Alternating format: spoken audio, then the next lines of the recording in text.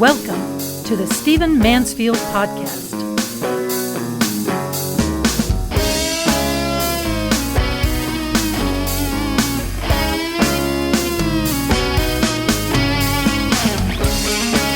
Welcome to the Stephen Mansfield Podcast. Delighted that you're with me.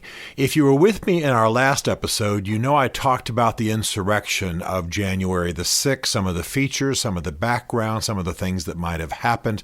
And I told you that in this podcast, I was going to speak more to religious leaders, and mainly, by the way, to my evangelical crowd. So that's what I'm going to do in this podcast. I'm delighted for the rest of you who are listening, particularly those of you, by the way, who are non-Christians. I have many Muslim listeners, many Sikh listeners, many atheist listeners. Granted, I'm delighted that you're here. You know that I say it almost every episode. We have great interactions online, and I'm thankful for you. Now, I want to talk to my religious leader crowd, and the reason is that this insurrection, this riot that happened on January 6th was just infused with religion. And obviously, this is not any one group's fault, but we need to analyze some trends, and we need to be a bit more cautious in the future. And that's what I want to talk about in this podcast. As I looked over the crowd, and I have watched video over and over and over again of the January 6th riot, not so much looking at the violence that happened at the front lines, but looking at the nature of the crowd. I know that there were, because of course I have friends and connections, as I said last time, to people who were there. I know that many of them are the salt of the earth, American, heartland Christians from churches who believed that the election was being stolen, who believed our nation was going the wrong way, who didn't want to see an administration that would basically be Obama 2, as many people expect the Biden administration will be, and believed what Donald Trump was telling them was that the election had been stolen. Nobody would believe that a president would just out and out lie or manufacture things. And so this was the motivation for a great many people. They wanted to pray, they wanted to repent, they wanted to blow shofars, they wanted to make a new day happen and cry out to God from the nation's capital. I get it. I've done it. I've knelt on the mall. I've spoken at DC events. I won't even go through my whole resume of these things. One of the reasons I live in this city is that it's a city that's a clash of ideas.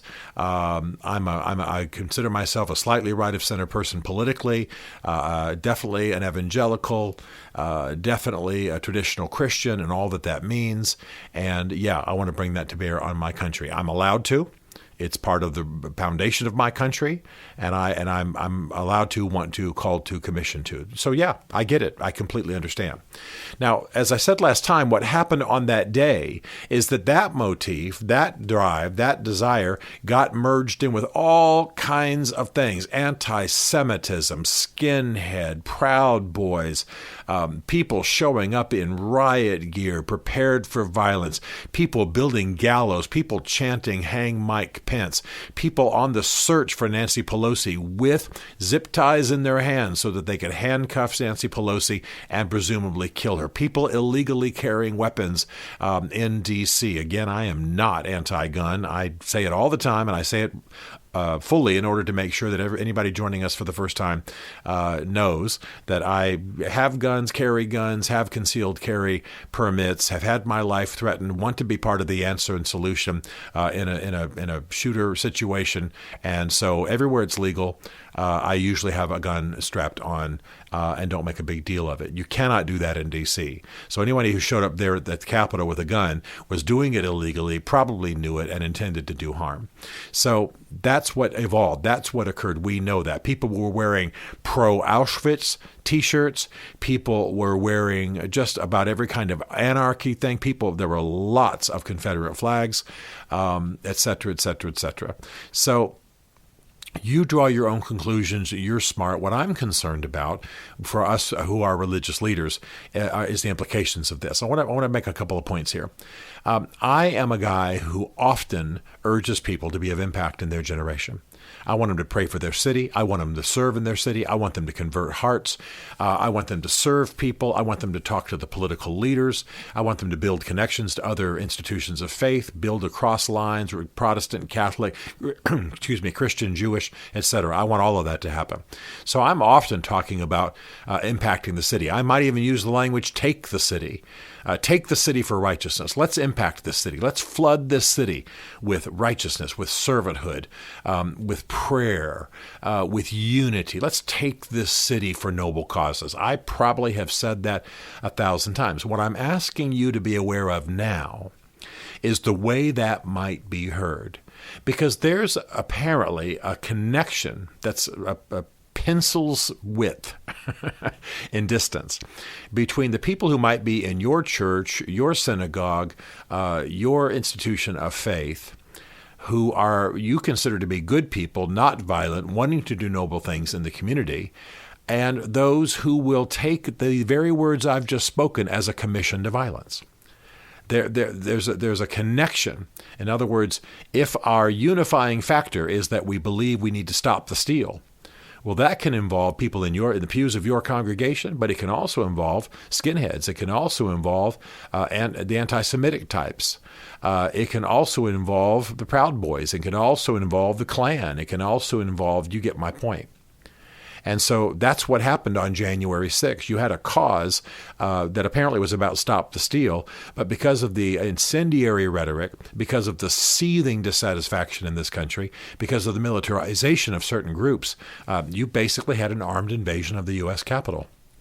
And people are going to go to prison over it, but that's not the main thing.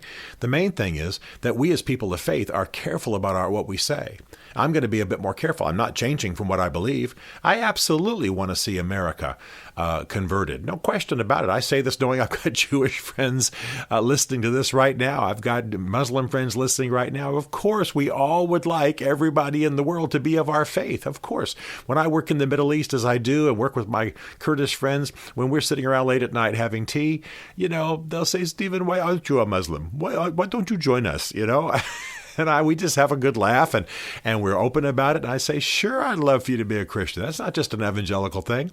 I've often said on this podcast, if I read a good book, seen a good movie, found a better shampoo, had a dinner at a fantastic restaurant, I'd be recommending it to everybody I could talk to. Same thing, of course, with something as important as my faith. When I think I found answers and wholeness and healing and the meaning of life, of course I'm going to share it with those I care about. So to want my country to be impacted by my faith is not some kind of domination. It's not some kind of Christian nationalism. It is exactly what the Great Commission tells me to do. And I, in my situation, make some of you nervous because I talk to, meet with, dine with, and work with on certain causes people of I've had Protestant ministers come up and say, why do you work with the Catholics? Well, I love the Catholics. I believe most of them are Christians, just like most of the people in your church are probably Christians, and they want to work with me on pro-life issues. I'm there. I'm with them. I love them. I work with priests for life all the time. I've spoken at Catholic gatherings. Yes, I will work with my Catholic friends. I could go on and on and on. I've done the same, by the way, with my Muslim friends. I'm definitely not a Muslim. They're definitely not Christians. We are very open about that with each other. But Muslims are pro-life. And so they often, in some situations in the world, have worked with me on those issues. I'll work with them. Okay, that's me speaking again to Stephen the breadth of Stephen Mansfield and what I try to do in reaching across lines. So what I'm trying to say is the language I might use at a given church, at a given gathering, now I need to think about it in terms of not just having my crowd, people who think and believe like I do, read what I read, believe what I read, affirm the creeds that I affirm, et cetera, the doctrines that I affirm. I need to think about others taking sanction from those words. If someone who is anti-Semitic, if someone who is a skinhead, if someone who is violent, if someone who is planning to kidnap the governor of my state, if someone who is planning to storm into the U.S. Capitol and kidnap Nancy Pelosi and hang her on the gallows they've constructed on the lawn, hearing me say, well, let's take this city for Jesus. Let's take the city for our faith. And that's being said in a church context, but it's being taken outside of that church context and applied to their already violent, misguided, anti-Semitic, et cetera, agenda, then I'm lighting a fire that can cause unbelievable damage. I'll tell you one thing about the crowd that invaded the Capitol on January 6th. They all believed they were doing a right thing. According to their modality, their philosophy, their view of the world, their, maybe even we could call it their religion, they believed they were doing the right thing.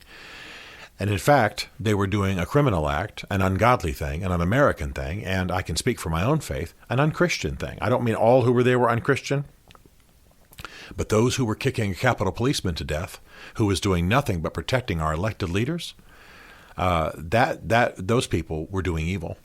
Those who were hunting down Nancy Pelosi to kill her, those who were chanting for Michael Pence to be hung when he had done nothing wrong, nothing un-American, nothing outside the Constitution, that's ungodly.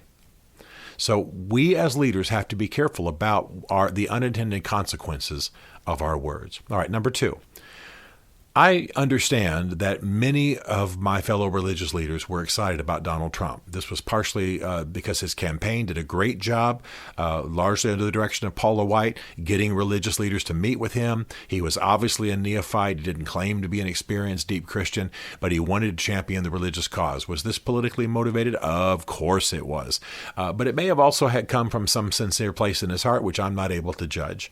So many religious leaders, many of my friends, many pastors, many of my Jewish friends, excited about Donald Trump, excited about what he would champion, excited about, God knows, a break from the Obama administration and its radical, anti-traditional Christian kind of agenda, as many perceived it. Okay, I'm saying that as kindly as I can say it.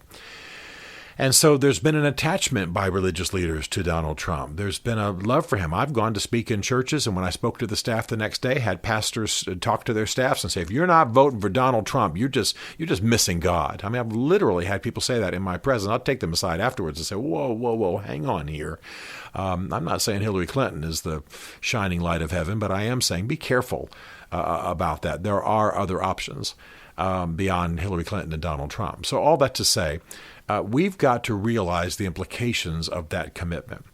I believe, as you know, if you listen to this podcast, in something called prophetic distance.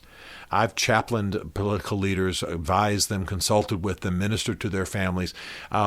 I love them. I'll help them. I'll speak the truth of God to them. I'll pray with them. I'll help them through the tough times in their life, their marriage, their kids. I'll pastor/chaplain their families, etc. That's not the same thing as being on their PR team. That's not the same thing as excusing everything they do. That's not the same thing as allowing their coarse nature to be absorbed into my life and thus into my church. And I want us to be aware that Donald Trump's very crass, coarse, cussing, mean-spirited nature, whatever virtue there is to what he championed politically, has seeped into the church, the portion of the church that endorses him, has seeped into our religious leaders.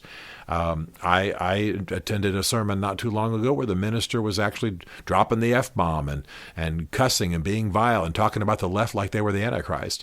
And this is not godly. This is not biblical. Surely you know that.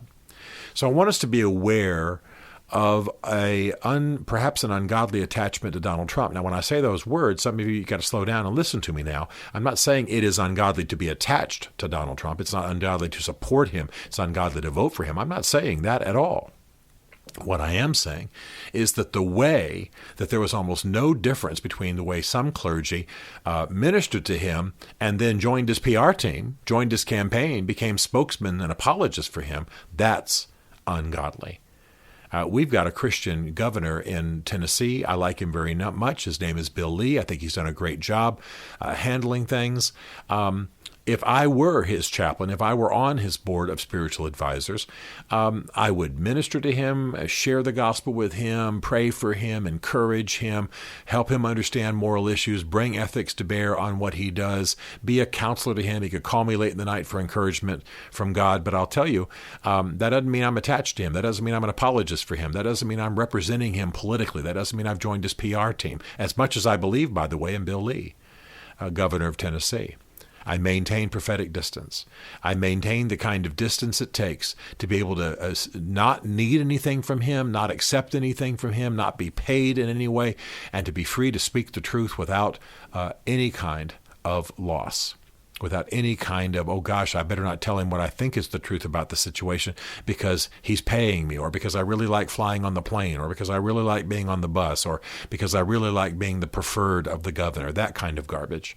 And that's happened repeatedly with the clergy and Donald Trump. It's happened repeatedly. Some of my dearest friends, some of my favorite author friends, they have absolutely compromised their souls in supporting Donald Trump blindly to the public, defending him in every way, when their real job was to speak the truth to him, counsel him, guide him, consult him with him, coach him, pastor him, but maintain enough distance that they could speak the truth in any situation without any kind of idolatry or any kind of sense of attachment that kept them from doing what they were sent by God to do. So we need to watch for this in our lives. We need to watch what has happened in our souls. We need to watch what's happened in our congregations, the coarsening, the anger, the bitterness. What happened on January 6th was an overflow of pent-up anger, about half to three-quarters of which was not legitimate. Mike Pence did not steal this election for the left. There's not any evidence that I have seen, as I've said repeatedly in this podcast, that the election was stolen. Sure, some corruption at low levels once in a while happens every election. Was this election stolen? 7 million votes were manufactured. Has that been proven? No, not in more than 50 different court cases. If I see it, I'll say so publicly. If somebody convinces me, I'd love to know. But that's the anger that caused people to storm into the Capitol, murder guards, murder people who are nothing but civil servants, and go in search of murdering our elected officials. We need to be aware of that. Also, I want to urge that in the years to come, I'm speaking to you evangelicals, you Christians of every kind now, I want to urge that we call people to prayer, we call people to intercession, we call them to righteousness, but we do it free of a political slant. For me to call America to prayer, to cry out to God, to repent of our sins, to seek God, to see our churches and our institutions of faith flooded, to see revival. I don't mind using the Christian word revival, to see a returning to God. That doesn't mean that we're filling the coffers of the right wing. It doesn't mean that we're, to call people to Jesus is not to call people to the GOP. It's not the same thing. And there's a lot about the GOP that's wrong. There's a lot about it that's misguided. There's going to be a lot of soul searching now. And I'm asking you to lead in this and not to see yourself as part of the GOP apparatus. I am a conservative. I am on the right. I'm not sure how much of a Republican I am these days, but I'm definitely a conservative independent. And I work closely with Republicans up on the Hill. And some of the people who were targeted on the Hill, good Republican people, were Trump supporters when their life was being threatened by the nitwits who invaded the Capitol. What I'm asking you to do is to make a step towards purity. Preach the pure gospel. Preach the pure truth. Strip off the political attachments. We're not a recruiting firm for the GOP. We're not a recruiting firm for the hard right wing. We're not a recruiting firm, by the way, for the left. For those of you who listen to my podcast, and there are many of you who are representatives of the religious left. Let's get the gospel back in front of America, shorn of all political accoutrement. I urge you to get clean. I urge you to get right. Yes, there are political implications to our gospel. I've already said I'm pro-life. I've already said I'm in favor of private property and the rule of law and a constitutional republic. And I can go on and on and on. And I'm pro-Israel and all of that. But that's to believe those things and have those things grow organically out of my faith is not the same thing as using my faith to fill political coffers. We're going to have to make some changes. We're going to have to grow. We're going to have to do better than we've done before. We're going to have to get back to the core of what we believe. I want to say something as a closing thought. The word radical really means in Latin to go to the root. I want to urge you to go to the root of your faith. Go to the root, those of you who are Christians, of your Christian faith. Go to the core of what you believe. Realize that Jesus challenged political systems as much as he might have spoken political truth. And he did, of course. But he challenged political systems. He had a suspicion, a concern about the rulers of this world.